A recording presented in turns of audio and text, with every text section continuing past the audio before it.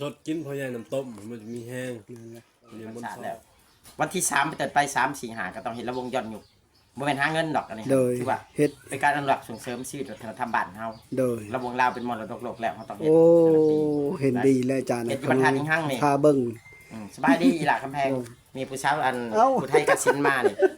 ยูทูบเบอร์สิมีชื่อเสียงมาพอดีเนาะโอ้ยเป็นยูทูบเบอร์เป็น TikToker เป็นอัลไซเมอร์อีกว่าจังอันนี้ชั่วโอ้สบายดีชาวผู้ไทยสบายดีสบายดีโอ้ฮักก็มาฮอดแม่นบ่ดีนี่แต่บ่ฮอดเจ้าขี่ยังมาแต่เมืองกสินน่ะขี่รถใหญ่มาเลยประจำทางขี่รถใหญ่มาเลยมาแล้วนี่คือได้รถจักรเช้ามาบ่เป็นมาเด้เป็นมามันอีตนมันเลยให้ยืมเด้อแข่งทางติดต่อมนต์ซ้อเสียงผู้ไทยขอกราบสวัสดีและสบายดีพ่อแม่พี่น้องสู่คนมื้อนี้ค่อยบ่ม่นหรือว่าทิศแพงขวัญก็สิได้ไปบุญพระธาตุที่ห้างทุกคนก็เลยมาเฮิรนรถโดยสารอยู่บ้านนปอดพีเพราะว่าค่อยสิไปเฮิรนจานดอกเพชรแดนจำพรน่ะสะก้อนทุกคนเพราะว่าสิได้ไปหาเพิ่น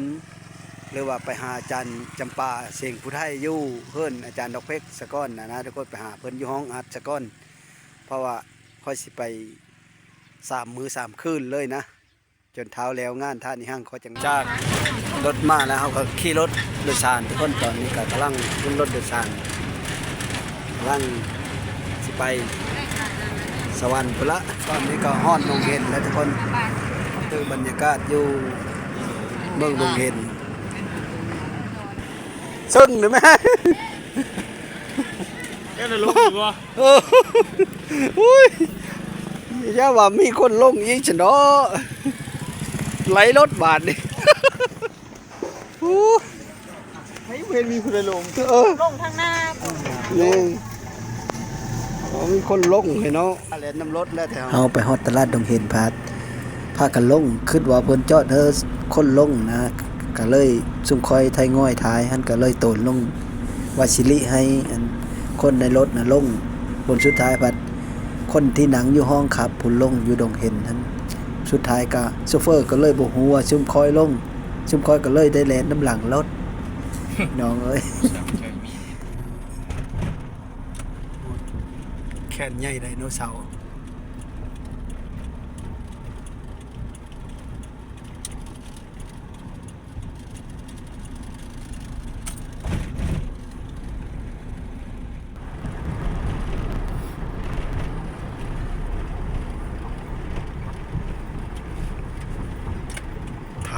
ทาน้ำของนี่เนาะ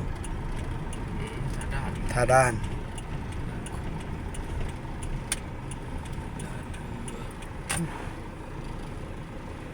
มาส่งคนอยู่ทาด้านนี้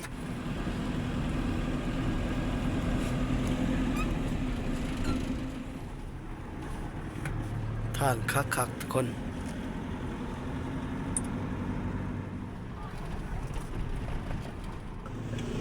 อยู่ใกล้ๆตลาดนี่นะจะสิเข้ามาไงบอกเขามาไงเขาสิแล่นออกไปจังว่าแล้วไปส่งเขาอยู่พุนอีโมโคอีบัดนี่เนาะเห็นเราจะไปมาร้านค่อยตลาดสมุทรกี้ไส้ได้บ่แล้วค่อยกลับมาตะโมโคพอกลับมาตะโมโคแล้วค่อยจังไว้เอาสบายดีทุกคนตอนนี้ก็มาฮอดเฮิรนอันอาจารย์ดอกเพชรเด่นจำพรแล้วทุกคนถือว่าเฮิรนเพิ่นอยู่บ้านนาเซ้งนะแล้วก็อยู่นี่ก็คือมีห้องอัดกับผู้บริหารก็คืออาจารย์จำปาเสียงผู้ไทยตอนนี้ค่อยก็มาฮอดอันห้องอัดเพิ่นเป็นที่เฮ็บหอยเลย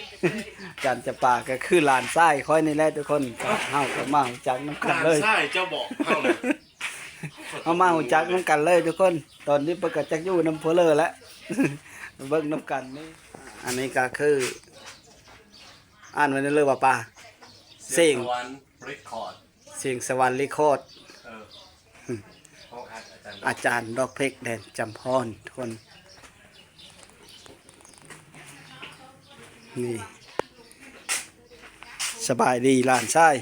สบายดี FC ช่องอันมนช่อเสียงผู้ไทยเนาะนี่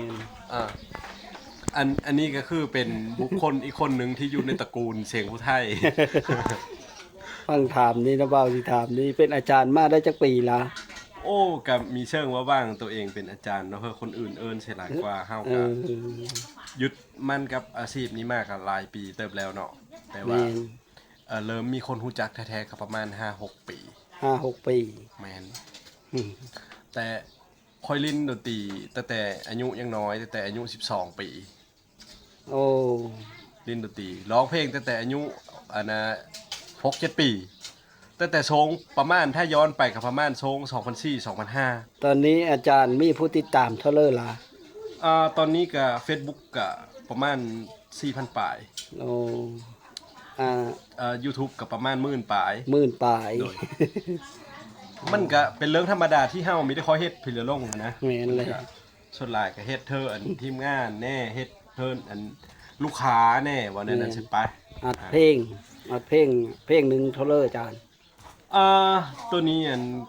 ขอเป็นหลังไม้เพราะว่า เป็นหลังไม้เนาะ แม่นขอเป็นหลังไม้ โอ้แล้วแต่เว้ากันเนาะ โดยถ้าว่าผู้เริ่มมาเซอร์เซงพิลธรรมดากับเพลงนึงประมาณ500 บาทเขามีดนตรีพอเริ่มมาแล้วนะ แต่ถ้าว่าเรื่องอันเฮ็ดดนตรีก็มันก็อิงตามงานนะอิงตามงานอิงตามความต้องการของลูกค้าว่ะเจ้าจะได้งานประมาณเลิศนะแต่เฮามีได้ยากอยู่แล้วสบาย เคยเอ็ดเพลงที่โด่งดังได้นะเพลงเพิ่นเลยได้ โอ้หลายเพลงอยู่ได้ เฮ็ดดนตรีเฮอเขาเจ้านั่นนะ โดย เฮ็ดเฮอเพิ่นได้ มันถ้าเอ่ยถึงเพลงนี่มันหลาย แต่ถ้า หลาย เอ่ยถึง เนาะ ศิลปินนี่มันก็ ศิลปินที่ดังๆ เด่นๆขึ้นมานะนะ ศิลปินที่ดังๆเนาะก็มี แม่น หลายคนที่ทุกคนรู้จักเลยก็คือจิมมี่สิทธิพลเนาะ จิมมี่เนาะ ยุทธสารวัตรเว้งอนุไสท่อง โอ้ ดำคำโล โอ้มีแต่คนดังทั้งหมดเด้นั่นน่ะ น้องเมย์ยูน่า โอ้ แล้วก็อันอันแม่มาไล่ท่องทินสวรรค์เป็นแม่ของน้องเมย์แล้วก็มีอาจารย์บุญยูลูกแม่ของ โอ้ แล้วก็มีน้องพิมพ์สนุก น้องพิมพ์สนุกอีอัน น้องพิมพ์สนุกเป็นคนที่เฮาภูมิใจที่สุดนั่นก็ โด คือย น้ อั อง น พิมพ์สนุก นั้นเด้จานนั้น ก็มีโด่งดาวน้อย โด่งน้อยกับแมน แมนโด่งดาวน้อยตอนนี้ก็ยังมีเพลงค้างกันอยู่มียังติดหนี้มันอยู่ประมาณ2 เพลง 3 เพลงอยู่นะ ยังจะได้เฮ็ดเธอเนาะ โดยแล้วก็มุกดาวันสันติพร โอ้มีแต่คนดังทั้งหมด โด ได้ ยแล้วก็อันน่ะไอ้ร่างแสงอำพร โอ้ อินแตงแก้วโบล่าอินแตงแก้วโบล่าเนาะ อินแต้ง แล้ว โอ้ ก็มี เออ อีกมันหลายนะมันหลาย อันนั้นเด้ แล้วก็แสงดาวี เพลงจิมมี่เด้เพลงตัวเลย เพลงจิมมี่ก็มันมีหลาย นอน เพลง นอนหน้านี่แมนบ่ นอนหน้านี่อันน่ะอาจารย์นันอิพลเฮ็ด จานนั้นนิพนธ์ โดยเขาเฮ็ดเนี่ยมันสิเป็นมีเพลงหนึงอะเป็นลำเตยนั้นแล้วก็ ลำเตย แม้นแล้วก็มีเพลงหนึง โอ้ เป็นของอันคล้ายเช้ามีแห้งก็เฮาเป็นคน แต่เฮ็ดดนตรีมาแต่ทางฝั่งนั้นเนาะแต่เฮาเป็นคนมามิกมาเอดิตมาเพลอนะ อ๋อ แล้วก็อันเพลงที่ดังๆนะใช้ว่าสังเขาน่ะอัดอยู่นี่เฮ็ดอยู่นี่แม่น โอ้ ตอนนี้ก็ยอดวิวก็20ไปล้านแล้ว ลึกเนาะ โดย ก็อันไปเลยๆนั่นแหละผู้เลอมากก็เฮ็ดนะเดี๋ยวนี้ก็มีศิลปินมีเพลอมากบางเทอก็มีศิลปินทางฝั่งขวาแน่ อันเยอะอาจารย์พาเฮาเบิ่งห้องอัดได้จักหน่อยได้บ่ ได้ ได้ มี เนาะ ปัญหาโดย ไม่มีปัญหาเนาะ โดย ไปซะเฮาไปเบิ่งห้องอัดนํกันอาจารย์เพิ่นก็สิพาเฮาไปเบิ่งห้องอัดนํทุกคนเฮาก็เฮาไปนํกันเลย เอ้า หึ เฮ้ย ก็เจค่า เดี๋ยว โอเค ล็อกก่อน กดรอก่อน อันนี้คือเฮาเฮ็ดเวะมื้อเช้านี้ โอ้ เฮ็ดเวะแหละอันนั้น เปิดไฟ เกิดมีความขี้ค้านอยู่ในกระโตอันนั้นใช่ปะ นี่ ก็เลยมอดเคิง โอ้ ประมาณนี้ อันนี้ก็เป็น อ่า คอมบนเฮดเวทอันนี้เป็นอันนะมิดิคีย์บอร์ดคอนโทรลเลอร์ โอ้ ที่ใช้เวทอันนี้ก็คือคอม คอม ในจอคอมแล้วก็ตัวนั้นคือมอนิเตอร์ส่วนโต๊ะควบคุมเสียงคืออันนี้เป็นซาวด์การ์ด ตัวนี้ก็คือ นิดๆน้อยๆ ห้อง ทางนั้นสิเป็นอันนะ ห้องอัดเสียงนี่เนาะเบิ่งวันอันนั้นก็ พ่นเข้าไปลอง นี่เปิดไฟกัน นี่แหละอันนี้ก็คือห้องอัดเสียงทุกคน แมน มีกล่องพร้อม อันนั้นเป็นกล่องไฟฟ้าก ล่องไฟฟ้า ซื้อมาแล้วก็มีที่ใช้ดอกอันนั้นก็ ไม่ได้ใส่อีก แมนซื้อมาแหละมันว้าวตอนนั้นมีแผนว่าเยอะเฮ็ดอันเป็นวงรถแห่เป็นทีเดียวนะก็เลยซื้อไว้ อ๋อ ซื้อมาแล้วก็โอ้เวะผู้เจ้าก็หลายในงานก็หลายเนี่ยก็เลยโอ้ยปาไปหั่นแหละมี อืม มีได้เฮ็ดเพลต้อนนะ มีครบเนาะ แมน ผู้เริ่มมาห้องอัดกับอาจารย์ขายให้ค่อยซิผู้เริ่มมาห้องอัดกับถามว่าขายให้ค่อยซิค่อยมีขายเลย ขายไปเลย ขายกล่องนี่แหละ เอาเลยขายกล่องมันก็แล้วเนาะ แมนขายแล้วพวกเขาสิซื้อมาได้น่ะ แม่นแหละ มันก็มีแม่นง่าย เวเฮาก็เท่านี้ แม่น เจ้าก็เท่านี้ปัดสิขายกล่องมันก็แล้วมันก็หมดชับขายหน้าเฮาหมู่แล้ว แมนอัน มื้อนี้ได้สิเฮ็ดเพลงก็เพิ่มมื้อนี้ มื้อนี้ สิไปเซิร์ฟมื้อนี้ มื้อนี้ว่าสิไปลิ้นบุญนมัสการประทัดนี่ห้าง นี่เฮาก็ลงมาปั๊บพอดีเลยเนาะ ว้าวในนั้นสิไปสิโซนเจ้าไปแล้วก็ซื้อกับมะฮุ่งชุกผู้สาวน้อยกิน นั่น โอ้ย โอ้ยดีใจเลยมื้อนี้เราใช่ อยู่ห้องอัดทุกคนเลย อันเจ้าหน่อมาจากโมง ออกตะบ้านนะ เออ 7 โมง ที่เพิ่นเริ่มมา ขี่รถโดยสาร ปาด เป็นลมเธอหนึงเมารถ สมพ่อเขารู้สึกหนาวๆ เต็ม เขาจะไปตุ้มผ้าห่มจะไป บ่ ลม เฮาเป็นวินนะเมารถนะหาเยอะ จนแก่เซอนำบ่จะทัน เออ คันหนาวได้หันหมู่เขาหนาวเฮาน่ะฮ้อน เพ้อไฟ อืม ป้าเด้อว่า กินข้าวมาแล้วบ่นี่ ยังแล ดี ได้บ่อนกิน ห้วยมีอึดแล้วเว้าเรื่องอยู่เรื่องกินเนาะ อันเลยอย่าเฮ็ดเฮือนนะบ่าวหิวเด้ บ้านเฮามัน อาหารการกินมีอึดมียะเนาะ นี่ เออแต่อาหารกับอาหารประเภทบ้านเฮาน่ะแต่ว่า ขี่รถก็เฮาขี่ไม่ได้ขี่รถบ่ก็หินเฮ้ออันหลานชายมาส่งอยู่อันบ้านปอดขี่รถมาเท บ่เพิ่มมาส่งอยู่นะปอน บ่เฮ้อบ่อยเด้ อืม ลูก พี่น้องบอก หลานชาวลิงนะ อ๋อ พี่น้องแต่เฮาแหละ เอออันเฮ็ด YouTube มานี่แต่เฮิงไปเลยแหละ โอ้ปีที่2แล้ว ป้าค่อยกะอันนั้น ปีที่2ก็ผู้ติดตามมันก็ได้ 2,000 คน โพสต์ไปเรื่อยๆไปเรื่อยๆ ไปเรื่อย ไปเรื่อยๆเนาะ ๆแมนตอนนี้ก็คือค่อยก็เลยเอิ้นเข้ามาเนาะวางแผนว่าสิเฮออันน้าบ่าวนี่ไปถ่ายคนอันนะเราเป็นคนที่แบบมีอันเฮามีเงินมีค่ำหลายคือมุ่งแต่เฮามีจิตเจอสูงส่งพ่อที่จะซอยคนอื่นนะ แม่น น้าบ่าวค่อยเป็นคนที่ว่า เราจักสิว่านั่นเลยเราเกิดมามีคือหมู่นะ เกิดมามีเคยหมู่มีคิวหมู่แบบ มีคอยเห็นแก่โตมักซอยผู้นั้นผู้นี้มักอันนั้นอันนี้เฮ็ดหลายๆอย่าง แต่ว่าบ่มีหาเยอะซอยหมู่เนาะ แม่นตอนนี้ก็เลยอันน่ะสิเราสิเปิดเคสประมาณว่าสิไปซอยผู้เลยที่มีความลำบากอย่างน้อยๆเนี่ยพี่น้องเอ้ยอย่างน้อยๆเนี่ยสำหรับความคิดเล่าที่เว้ากับพ่อยเนาะ เฮามีพี่เลยอย่างน้อยๆซื้อปลากระป๋องมาให้เขาได้กินคาบนึงก็ยังดีสำหรับคนที่มีมีเนี่ย แม่นเลย คนที่มีเขามีอีหลีได้ 3-4 มื้อไม่ได้กินข้าวเขามีได้ แม่นเลย เฮาหลายๆ คนอ้อแห้งกันสามารถเฮ็ดเธอเลิงน้อยๆกลายเป็นเลิงเยอะได้ โอเคเนาะอาจารย์วันแล้วเฮาจังอัน อัน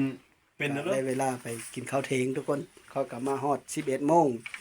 บ้านนี้ก็ เอาเจ้าเฮ็ดอิหยังนะฮะ เฮากินข้าวนํกันทุกคนเขาก็สิปิดไฟห้องอัดอาจารย์จำปาหรือว่าห้องอัดอาจารย์ดอกเพกแดนจำพรทุกคนก็คืออันนี้แหละถ้าว่าผู้เลอสนใจเยอะมากเฮ็ดเพลงก็มาได้ทุกคนราคาเป็นกันเองเฮ็ดเพลงเฮ็ดดนตรีเฮ้อเอามาหากินข้าวก่อนบาดนี้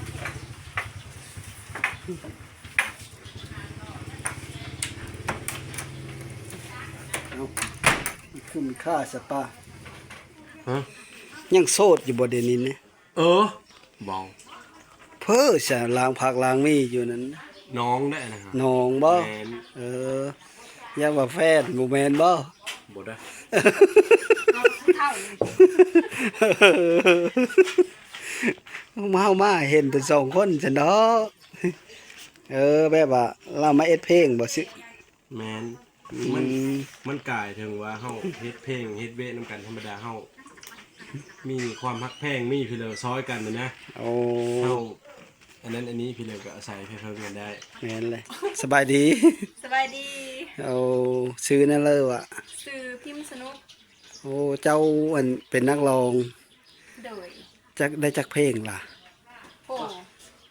นับบ่ได้เลย สิเพลงขึ้นไปนาะ เพลงพี่เลอดัง คันคนฮู้จักแหน่บัตรบี แม่นเพลงที่ไปก็หมู่เนี่ยนะ cover cover ของ สาวโคเซ ดาวน้อย โอ้เพลงนั้นได้ไปเติบเนาะหลักแสนบ่ 800,000 800,000โธ่มันก็เยอะฮอดล้านแล้วยัง200,000 สมโคนเนาะถือว่าไปสมโคน 800,000สิฮอด ห้องลงมากับมันบ่เจินคือตะพังเซของ โอ้ สองแมงมุม เลยอันสถานะเดี๋ยว โอ้ นี้ ยสถานะสิโสด โสด อายุจักปีแล้ว อายุ19สิเข้า20แล้ว โอ้บ้านเลยว่ะ อยู่บ้านพันเพลงเมืองจำพร เลย เอ้า เรียนจบแล้วบ่ เพราะว่ามันเป็นเมืองอุทุมพรน่ะ เมือง เรียน จำ จบแล้วจบม จบม .7 เนาะ .7 โดย เฮาสิเฮ็ดกินเพื่อเดี๋ยวนี้ สิให้สุภาพ สุผัก เออ ไปกินเพื่อสุขภาพมัน โอเคเฮ็ดแซ่บๆเด้อสิทากินนำ เฮ็ดกินอยู่บ่ปุ๊บอยู่เนาะเฮ็ดแซ่บๆทั้งตำทั้งไปเลย คลุกคล้นอยู่ มีคุณสุภาพเด็ดเลยละ อยู่เพิ่นละพันบ่ แม่น เขากายมาทางนั้นซะ มาทางพี่เลย ทางนั้น มาทางบ้านกุหินพี่เลยเฮาก็ได้ขี่รถกลับคืนมาคือเก่า อ่า บ่จักว่ารถสิมาทางบ้านกุหินเด้ อืม ตำแจ่วตำแจ่วหัวผักบ่ บ่ สุกพัก ตำใส่ซุปผัก เขาฮิตซุปผักลาวของมือนี่มันแบบเลอเฮ็ดมาเบิ่งดูสิค่อยสิกินน้ำนี้อันหนึงสิก้อนเนาะเริ่มแรกก็ดิ บ่ได้เข้าโลกเอาได้ ฮะโลเอาบ่แล้วเจ้ามาเสิร์ฟมวยนี่ซื้อ เอ้ยความให้มัน ๆโอ้โลเสิร์ฟนี่สิก้อนเตอ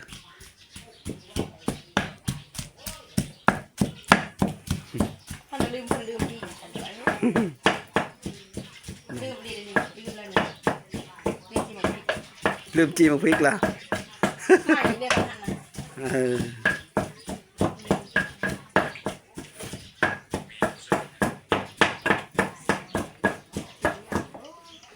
ดูสิขัวผมอันนั้นก็เนาะ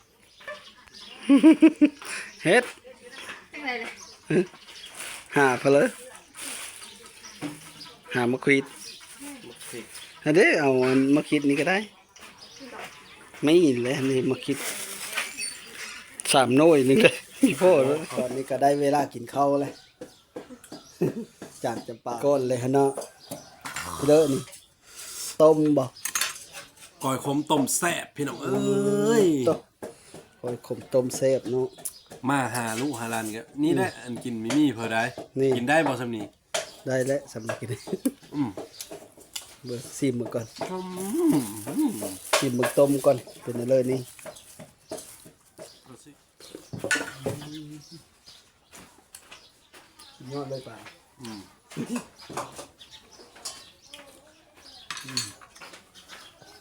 มาพี่น้องกินข้าวน้ำกันก้อยขมต้มแซ่บ นี่เบิ้งนี่คำเข้านี่ ก้อยขมต้มแซ่บ ว้าวผมเหลือพูดผมจะเลิกอาหารนะผักกับเม็ดพูดเท่าไหร่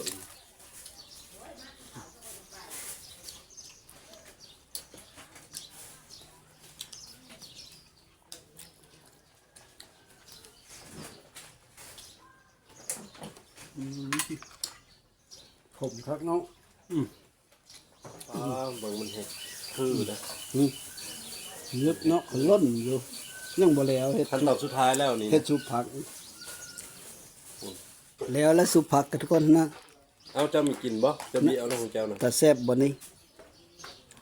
ซุปผักอันพิมพ์สนุก เบิ่งซิมก่อนสุดยอดอยู่บ่นี้ ซุปผักอัน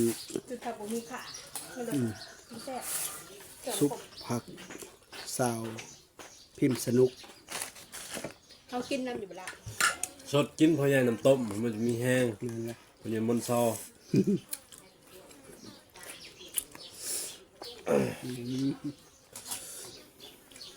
เจ้าเทิงอยู่บ่เข่าหะเนี่ย ต้องมาใส่นี่ก็ได้ จบนะ ยกเอาไหมนี่ตรง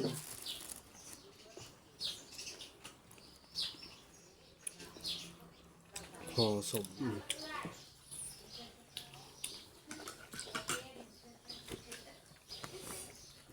มีกะ กินกับข้าวบ่สุกผักนะ อืม เอาแหละ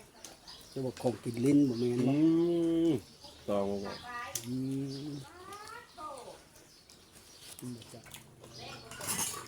อันพักอันโตเขาอันเอามาเบิ่งเวลาเขาแต่งเขาเอามาเบิ่งเวลาเขาแต่งหน้าไปสูบกินกระแสบไปพักเลยครับ นี่แหละ งั้นเขาแต่งหน้าแล้วเขาเอามาเบิ่งครับ เด้อ เนาะจะบ่เคยเห็นบ่ ว่า ใครแต่งหน้าก็เอาพักมันแล้วมาเบิ่งครับ ตะแวนนะ เออ มันบอกบ่แวนนะ เนาะ อืมผักแวนแซ่บอยู่มันยากป่าผักแวน แซ่บเลย มันยากมันยำบ่จะคาดปานใด อืม ผักสลัดได้แซ่บ ผักสลัดน่ะเขาย้ำอันนะครับยำสลัด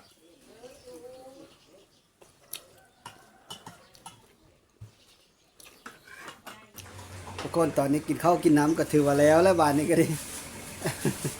ก็ถือว่าแล้วพอดีทุกคนอาจารย์ก็มาพอดีอาจารย์ดอกเพกเพิ่นก็ดีมาพอดี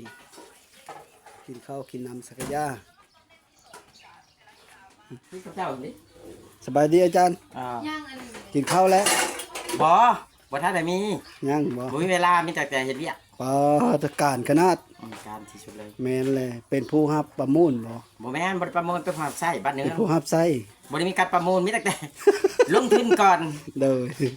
การแสดงรับใช้งานใหญ่ๆอย่างที่แหละ โดย เนาะของแขวงเนี่ยของเอาไปซอยอยู่ทางนครหลวงเวียงจันทน์เนี่ยฮะก็กลับมาเนี่ยนะครับต่องานของงานแขวงเขาเลย โดยอันละหอบมื้อนี้นะแต่เช้า ไปหลายมือแล้ว หลายมื้อเลย หลายมือแล้วบ่ได้เห็นเพื่อน โดยอันเวหลักๆเอ็ดเผอ เวียกช่วงนี้เนาะคือ โดย ประดิษฐ์แต่งเฮ็ดเพลงเฮ็ดล่ำครับใส่3งาน โดยสาม งาน งาน บ่แม่น3มือได้3งานดิ สามงาน มันไล่มาแต่2เดือนเลยเฮ็ด บ้านนี้แต่ละงานเนี่ยระดับ5มื้อ นี่มันต้องเป็นงานควบกันเนาะยกตัวอย่างว่า คือช่วงนี้มันมีทั้งงานวันศาสตร์อยู่นครหลวงเวียงจันทน์ก็ต้องเอาการแสดงไปซอยเพิ่นพุ่น วันศาสตร์อยู่ อยู่ เช นค โน รหลวง อี เวียงจันทน์ไปซอยอยู่สวรรณเขต โดย มื้อนี้นี่เนาะ โดยอยู่ แต่ว่า สวรรค์ แต่มื้อเปิดงานอันพระธาตุหิงห้างอีก โดย แต่ต่อไปนี่ยังสิมีงานเฮ็ดบุญหาผู้เฒ่าแก่ซ้อนอีก โดย ครบรอบ5ปีนี่ยัง เอ่อ เดี๋ยวนี้งานตอนนี้บ่ทันแล้วนี่มันฮอดวันที่5เนาะ โดย เมื่อวันที่5มันสุดท้ายแต่ว่าเริ่มตั้งแต่วันที่2เป็นต้นไปนี่หลังจากเขาแลกเปิดงานใหญ่แล้วเนาะแล้วก็แลกเปิดวันศาสตร์แล้ว วันที่3เป็นต้นไป3 4 5ก็ต้องเห็นระวงย้อนยุคบ่แม่นหาเงินดอกอันนี้ โดย คือว่า เฮ็ด เป็นการอนุรักษ์ส่งเสริมชีวิตวัฒนธรรมบ้านเฮา โดย ระวงลาวเป็นมรดกโลกแล้วเฮาต้องเฮ็ด โอ้เห็นดีเลยอาจารย์ เฮ็ดอยู่บรรทัดหิ้งห้างนี่ พาเบิ่ง สบายดีอีหล่ะคำแพงมีผู้สาวอัน เอ้า ผู้ไทยกัดสินมานี่ยูทูบเบอร์ สาว สิ ผู้ มี ไท ชื่ ย อเสียง มาพอดีเนาะโอ้ย เป็นยูทูบเบอร์เป็นติ๊กต็อกเกอร์เป็นอัลไซเมอร์อีกว่าจัง อันนี้ชื่ออะไร โอ้สบายดีสาวผู้ไทย สบายดีสบายดี สบายดีจ้าสบา โอ้ ย ฮักก็มาฮอดแม่นบ่ดีนี่ โอ้ แต่บ่ฮอด เจ้า มา เจ้า ฮอด ขี่ยังมาแต่เมืองกสินน่ะ ขี่รถใหญ่มาเลย ประจำทาง ขี่รถใหญ่ เนาะ มาเลย มาแล้วนี่คือได้รถจักรเช้ามาบ่ มาเป็นมาเด้ ไปเห็นมา มันอิ่มตนมาเลยให้ยืม เด้อ สิส่งเฮ็ดยังบ่ต้องส่งแหละลิ้นบ่ต้องส่งเนาะ ยืมแล้วบ่คืนเนาะ เจ้าจะป้าเฮ็ดหน้าที่3เดือนแหละ 3 เดือนแล้ว โอ้เพลงลำเฮ็ดทั้งโอ้ยรายงานเนาะเขาเราก็เฮ็ดเราถูกสำาได้เขาก็ถูกสำนั้นแหละถูกนํกัน โดย คอยเป็นผู้ออกแบบเรื่องการเขียนเนาะเจะป้ากับเฮ็ดดนตรีนี่ก็จะตุย2คนแบ่งหับเบิด โดย เพลงพอเราเฮ็ดรวมทั้งหมด30 ปอ 30กว่าเพลงเนาะ 30กว่าเพลง มันบ่ได้ง่าย30กว่าเพลง แม่นเลย เพื่อสิเขียนออกมาได้ เพื่อสิเขียนออกมาได้ แล้ แล้ว ว ก็ ก็ ให้นักร้องไปซ้อมไปอัดแล้วก็ไปแสดงอีก แม่นแล้วก็เอ็ดดนตรีให้ก็บ่ได้ง่ายอีก บ่ง่ายบ่ง่าย เปล่า บ่แม่นว่ามันเป็นเพลงใหม่หมด โดย ใหม่หมดมันต้องออกแบบใหม่หมดทำนองเพลงคือกันมันก็ต้องออกแบบใหม่หมดขึ้นกับแต่ละงานแต่ละโอ้ช่วงนี้บ่ได้อยู่บ่ได้นอนแต่นอนห้องหมออยู่พุ่นแหละเขียนไปตลอด โดย นอนห้องหมอก็สำคนบ่ได้นอนห้องหมอแต่ก็จำเป็น โดยขอบคุณขอบใจขอบคุณ เอามา อาจารย์ ขอจับใน หลา มื ย อนี่ ๆอยู่ดีมีแห้ง ผู้บ่าวยังก่อนชื่อเจ้าค่ะ มนต์โซ่แพงขวัญโดย มันชอบเพลงขวัญ โดย อยู่บ้านเลือ มนต์โซ่เสียงผู้ไทย อยู่บ้านกุดหินสมือนี่นะเมืองอัศพร วันที่5เนี่ยผมสิพยายามจะเด้อ โดย เรื่องงานบรรทัดสิพยายามเลย ไปบ้านกุดหินนะบ่ บัดกูที่บ้านยังก็ไปนะโทรชวนไปเบัดนะ โดย ช่วงนี้ ไปบ้านนปอดก็ได้ ยังอยู่บ่กับปูแดง ยัง มีกินได้ ก็ แล้วดูนี่นะ สร้างเฮาเขาเจ้าขุดมาเฮาก็ได้ ขุดเลิกบ่ โยขาเชาะขามันนี่แหละ โอ้ยอยู่บ้านข่อยมาเบิ่งขาศอกได้กับผู้แดงบ้านข่อย โดย มันอยู่ในโคกเด้แต่มันบ่หลายคือบ้านผมจะรับ ขน้อยมาว่างเช้านี่ขี่ร กั ถ บ โด ผู้ ยสาร คาย มา บ่จักบอก บ่ผู้แดง อยู่ในโคกได้ของผู้ข่อยนี่จักว่ากับผู้คาย ผู้ค่ายนั่นผู้ค่าย มันอยู่ในโคกหินแห่ คนอยู่ในเอิกมันดอกชาย โอ้ต่างบ่แดงแดงกับใครโอ้โอ้โอ้โอ้โอ้ จะบ่ได้กินข้าวแล้วบ่ ย่างจ้ะแต่แรกมันก็คือว่าปูข่ายกับปูแดงอันเดียวกันเนี่ยอาจารย์ ว่า บางทีผัดถามเพื่อนว่าโบแมนมาสั่น คนละลุ้นได้ บ้าน ปูแดงกับสีแดง ส่วนมาก แน่คือกันกับบ้านข่อยสนามบ้านเราซึ่งเนี่ยแถวนั้นโคกพังเฮงโคกอันน่ะ นางพิมพ์สนุกนี่ โดย มันเลิกอีพออีแม่โคตรบ่ได้กินเลยดูนี่ครับ โอ้ มันจังจังมันเป็นดากผสมกัน กระเป๋าก้อยอันนี้นะ เอายังมา ชาวบ้านนี่ก็ขอขอบคุณใจเด้อชาวพุทธไทย โอ้ขอบคุณหลายๆจ้ะมาหอดแล้วมาแย่งซีนแล้วเด้อ อาจารย์จะป้าเสียงผู้ไทย อาจารย์จะป่าเสียงพุทธไทย เมื่อเช้านี่ก็ประกาศหมดงานถ่ายอีกครั้งจะป้าเสียงผู้ไทยไปฮอดนครหลวงเวียงจันทน์นี่ก็ประกาศอยู่งานนั้นวันศาสตร์ระดับศาสตร์นี่ก็จะป้าเสียงผู้ไทย โดยขอขอบใจน้ำอาจารย์พร้อมอยู่ดีมีแห้งโชคเข้ามานลำหัวโลยสุขุสุคนเด้อสบายดี หลังจากได้เว้าได้ร่มกับอาจารย์ดอกเพชรเด่นจำพรหรือว่าสาวพุทธไทยกาฬสินธุ์หรือว่าอาจารย์จำป่าเสียงพุทธไทยทุกคนกับเพิ่นก็ดีได้ทุกคนอาจารย์ดอกเพชรเพิ่นก็ยินดีต้อนรับแบบเลยทุกคนเพิ่นมีบ่อนพักบ่อนเศร้าเฮอถ้าว่าผู้เลอมาอัดเพลงเฮ็ดเพลงนำกะเพิ่นยินเพิ่นเป็นราคาเป็นกันเองทุกคนค่อยกับบ่ฮู้ดอกว่าเท่านั้นเท่านี้ก็ดีแต่ว่าค่อยกะสิได้อยู่นี่ประมาณจัก3 มื้อจนเท้าหามบ่ได้นอนนี่แล้วไปนอนอยู่พุ่นละท่านห้างพุ่นละค่อยก็สิไปบุญท่านห้างประมาณ3 มื้อจะเท้าแล้วบุญพุ่นละจะได้มื้อทุกคนแล้วก็สิอัปเดตเธอพ่อแม่พี่น้องเบิ่งอย่าลืมกดไลค์กดแชร์กดติดตามค่อยได้เด้อกะขอบอกขอบใจหลายๆบ่ว่าแต่อยู่อยู่ไกลอยู่ไทยอยู่ลาวหรือว่าอยู่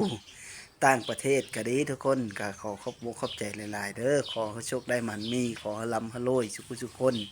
สบายดี